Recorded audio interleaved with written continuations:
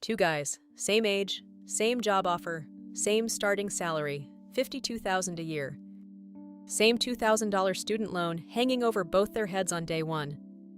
20 years later, one of them retired at 45. The other one is still working the same job, still carrying debt, and still doesn't understand what happened. This isn't a hypothetical. This is David and James, and the only thing that separated them was one decision at 27. Let's start where they actually started, because this is the part people skip, and it's the part that matters most. David and James were hired the same week at the same company for the same role. Same offer letter, same $52,000 a year, same $2,200 left over on a student loan neither of them had paid off yet. If you'd looked at their bank accounts on day one, you could not have told them apart. Same rent, roughly, same starter apartment furniture, same I'll figure out the 401k later energy. This is the part that gets left out of every finance video that starts with the millionaire and the guy who's still broke. At the beginning, there is no millionaire and no guy who's still broke. There are just two 25-year-olds with the exact same numbers. Whatever ends up different between them is not going to come from luck or from one of them being smarter or from one of them getting a bigger paycheck. It's going to come from what they each did with an identical starting line. So remember these numbers. $52,000 a year, $2,200 in debt, age 25. Everything after this is the same two numbers, moving in two different directions. 2 years pass. Nothing dramatic happens, until 1 week in the same month, both of them make a decision that neither of them thought was a big deal at the time. James finds a laundromat for sale. It is not exciting. The machines are old, the location is mediocre, the owner is retiring and just wants it gone. James buys in for $18,000, most of it borrowed, and tells almost nobody because there is nothing to brag about. He now owns a slightly run-down laundromat, and it makes him about $400 a month after expenses. That's it. That's the whole story for a while. David, meanwhile, walks into a dealership. He's just gotten his first real raise, and he wants something that feels like it.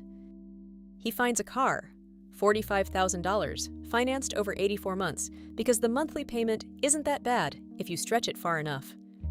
$680 a month. He drives it off the lot the same week James signs his laundromat paperwork. Here's the thing neither of them notices yet. David's decision made him feel richer immediately. New car smell, compliments, a slightly better parking spot at his own apartment complex. James's decision made him feel, if anything, a little poorer. He'd just handed over most of his savings for a business that barely broke even. If you'd asked either of their friends that week who was winning, nobody would have said James. This is the part of the story that almost every video like this skips, because it's not satisfying. There's no dramatic reveal yet. There's just a guy with a boring, unglamorous asset that makes him a little bit of money every month, and a guy with an exciting, depreciating asset that costs him $680 every month, guaranteed for the next 7 years. Two decisions, same week, nobody could tell yet which one mattered. 3 years after the fork, and if anything, David looks like he made the better call. He's got the car, he's dating more, he's the guy at the barbecue with the good stories. He's gotten 2 raises since 27, and both times, his spending went up right along with his paycheck. A nicer apartment, a few more dinners out, a little more, I've earned this. James is still running the laundromat. It's slightly more profitable now, maybe $600 a month instead of $4. But he hasn't touched a dollar of it. Every bit of profit goes straight back into fixing a machine, or eventually, into a down payment on a second location. From the outside, James looks like the guy whose big financial move fizzled out into nothing. He's still driving the same car he had at 25. He still lives in the same apartment. This is the part of the story where, if you stopped the clock right here and asked a stranger which one of these guys was winning at money, almost everyone would say David.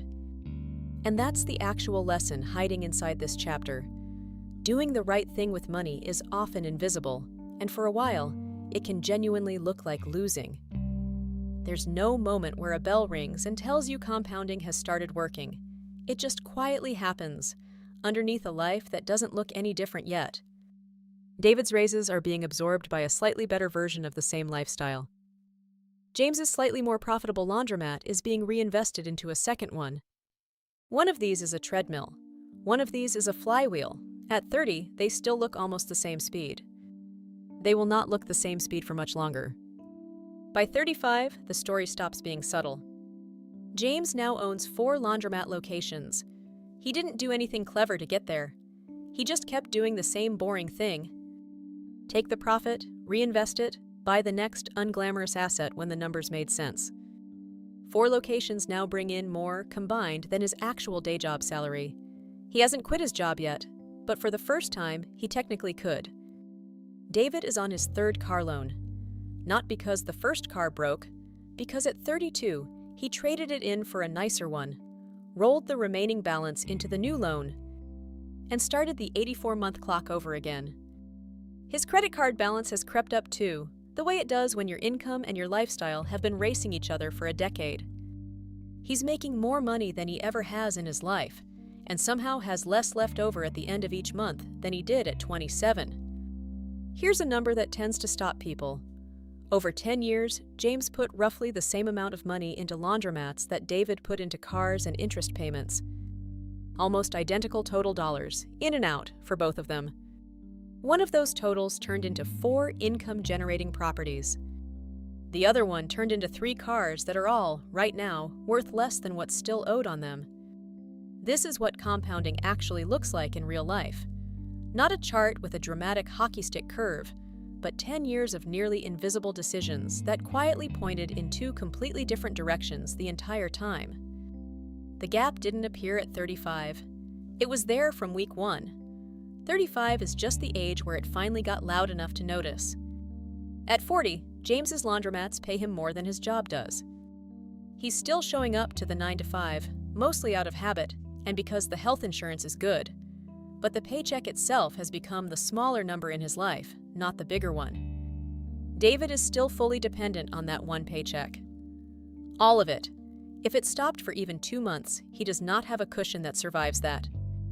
He's not a bad person, and he's not irresponsible in the way people picture when they hear bad with money. He's never missed a payment, never declared bankruptcy.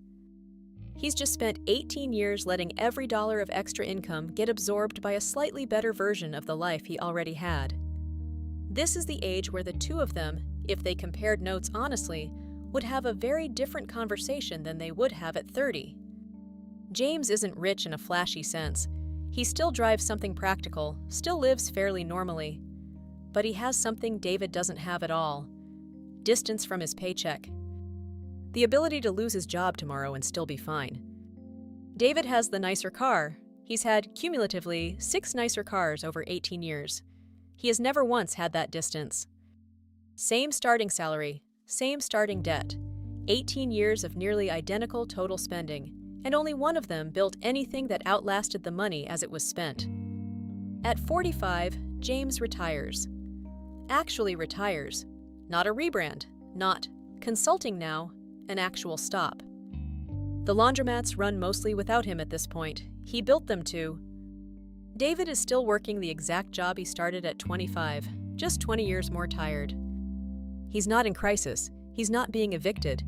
He is, by every visible measure, a normal, responsible, hard-working guy. Which is exactly what makes this story uncomfortable, because it means this isn't a story about someone who did everything wrong. It's a story about someone who did almost everything normal, and normal, compounded for 20 years, was enough to keep him working until the day he dies. While the guy next to him, doing one boring, unglamorous thing differently at 27, got to stop at 45. Same job, same salary, same debt. One decision, made in the same month 20 years ago, is the entire difference between these 2 endings. So what actually made the difference? Not intelligence, not luck, not some secret investment neither of us has heard of. 3 specific things, and I want you to actually be able to use these, not just nod along. 1. James started before it felt exciting. The laundromat wasn't a good story at a party. It didn't feel like progress the week he bought it. Almost every real financial advantage starts this way: boring, small, and slightly embarrassing to talk about. If you're waiting for the opportunity that feels impressive, you will wait past the point where it would have compounded. 2. James reinvested the boring profit instead of upgrading his life with it. This is the part almost nobody actually does. Getting extra money isn't the hard part. Leaving it alone or putting it back into something that makes more money, while your lifestyle stays roughly the same, is the actual skill.